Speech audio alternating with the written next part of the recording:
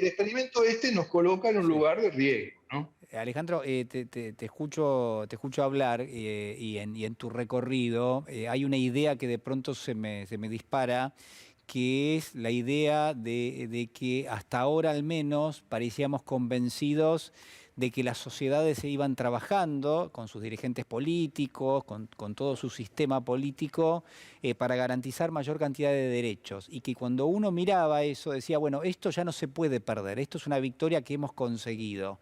Pero claro, inmediatamente ahora uno empieza a ver, quizás no ahora, viene pasando, pero ahora es mucho más ostensible, la idea de que hasta las Cortes Supremas de Justicia de los Estados Unidos, pero quizás también la de la Argentina, empiezan a avalar una marcha atrás en este punto. Estoy pensando en el aborto en los Estados Unidos, pero también en las declaraciones de Rosenkranz puntualmente, hablando justamente de esto, ¿no?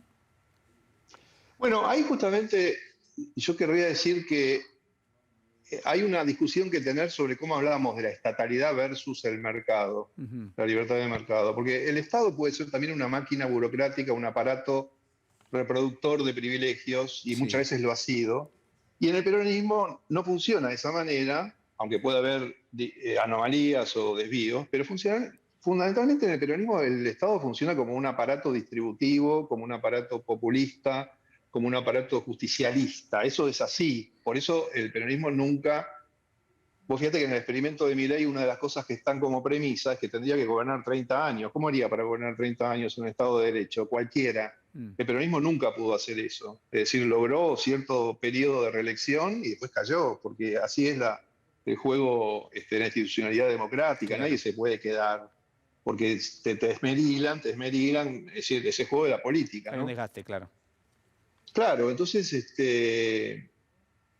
retomemos lo que me No, preguntabas. te preguntaba por esto por esta idea de que los derechos se consiguen y se supone que ya Bueno, después uno no puede perderlos, pero sí, pareciera que sí. claro, eso pasa con los derechos, es decir, es la relación entre Estado y sociedad, es decir, la sociedad demanda derechos, el Estado es la vía por la cual se los legitima, se los concede, se Sí, los institucionaliza, pero quienes eran privilegiados, quienes tenían privilegios basados en la. Sí, hubo un, sí, un tuvimos salto de la conexión. un corte, sí. Bueno, no, te hacía la consulta esta sobre los derechos, ¿no? Claro, bueno, vos mencionabas la cuestión del aborto, efectivamente. En muchos lugares donde se consiguió la interrupción Mm. voluntaria del embarazo en forma legal, Sí, persistía una acción militante en contra. Eso pasa en nuestro país también. Ahora hay actores que se han pronunciado en la esfera pública acerca de que este fallo de la Corte norteamericana alienta recuperar esas posiciones, ¿no es cierto? ujú. Entonces, bueno, el juego de la institucionalidad democrática es un juego tenso. Eso es la política, es decir, hay que asumir que eso es la política. Y quienes tienen lucidez y son grandes jugadoras, vamos a decirlo así, de la política, lo saben. Por eso siempre tienen una mirada Mm, cautelosa respecto de la victoria ujú. electoral. O sea, la victoria electoral no es la única forma de la política, también está la derrota.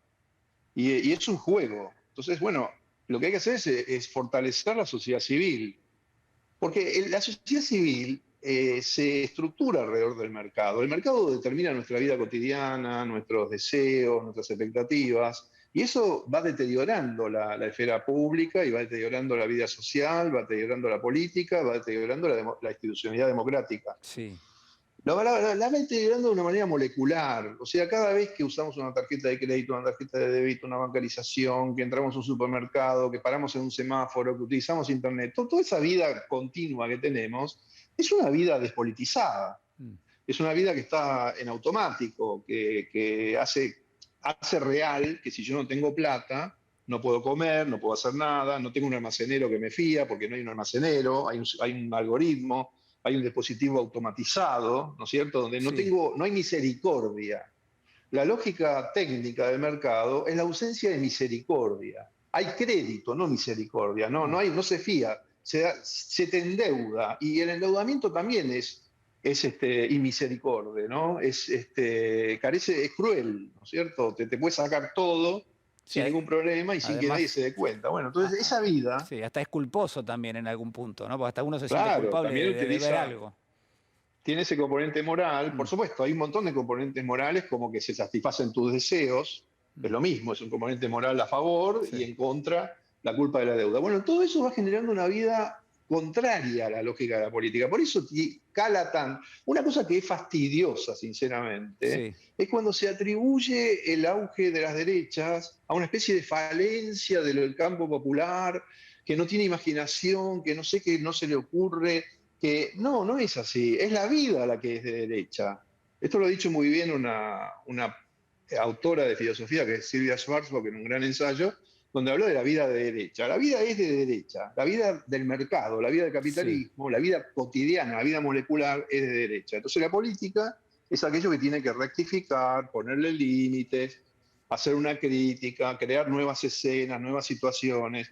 Y ahí hay un punto clave, es decir, esa vida molecular del mercado naturalizó la acumulación ilimitada de riqueza. O sea, está muy bien que alguien sea ultra recontra millonario, que sea el dueño de todo el mundo, que tenga todas las redes sociales, que se vaya en un cohete a Marte, que haga un búnker infinito mientras claro. todo el resto de la humanidad desaparece. Bueno, eso no puede ser. No, no hay una vida viable, no, no Mm, hay una vida común, una vida social mm, compatible con ese orden de cosas. Entonces sí, ahí aparece la motosierra. La motosierra aparece cuando ya habíamos aceptado, cada vez que apretamos el botón en Internet de que aceptamos no sabemos qué, ya habíamos aceptado un orden que es un orden inhabitable, digamos, que es cierto al mismo tiempo que es productivo, que es próspero, todo lo que la propia Cristina dice, capitalismo, produce bienes y servicios. Bueno, eso puede ser innegable, pero tiene que tener un control, tiene que tener un límite. claro, claro. No, no puede ser ilimitado, no Sí. puede haber un ultramillonario que tenga todo. Entonces, lo que está en debate en Argentina ahora es el derecho a la existencia. Mm, Y es un debate muy complicado, porque la política es como un carretel de hilo que se nos soltó todo y es una madeja, sí, sí. es un montón de nudos Mm, confusos que no podemos eh, develar de esa manera, porque sería muy desmoralizador. Entonces uno tiene que hablar como si tuviera un proyecto, pero la realidad es mucho más confusa, mucho más complicada. mm, No podés cortar esos hilos, no, no. tenés que desarmar esa madeja mientras tenés tiempo de hacerlo.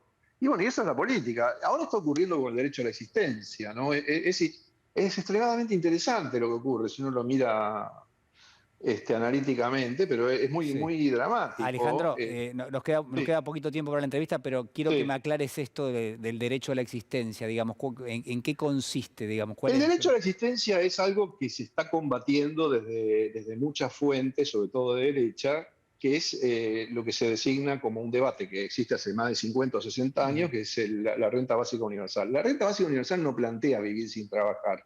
Lo que plantea es que el trabajo no sea una extorsión, que si no trabajás en las condiciones que podés conseguir en el mercado te morís de hambre. ujú, El principio de la renta básica universal, y esto hay que difundirlo y hay que discutirlo, es que tu vida no dependa de tu trabajo, tu claro. vida no dependa de tu trabajo, tu existencia no dependa de tu Mm, trabajo. Tu trabajo lo que tiene que depender es tu capacidad adquisitiva, tu capacidad de consumo, tu capacidad de sí, conseguir bienes excedentarios o claro. aspiracionales, pero no comer, No a la supervivencia, decís vos. no la supervivencia. Ujú, Eso es lo que está en debate en Argentina y el debate se complicó muchísimo porque quienes son beneficiarios del gasto público dedicado a los planes sociales y sí. demás, y a los subsidios, están siendo rehenes de la política, digamos así. Mm, Lo cual no está mal en sí mismo, pero tendrá que resolverse de una manera virtuosa. Y ahora bien. estamos en una situación un poco anudada. Alejandro, te quiero agradecer muchísimo este contacto con nosotros. Como siempre, un No, a placer vos, a enorme. vos. Un fuerte abrazo. Igualmente, muchas gracias a vos. Muchísimas gracias. Chau, El chau, señor chau.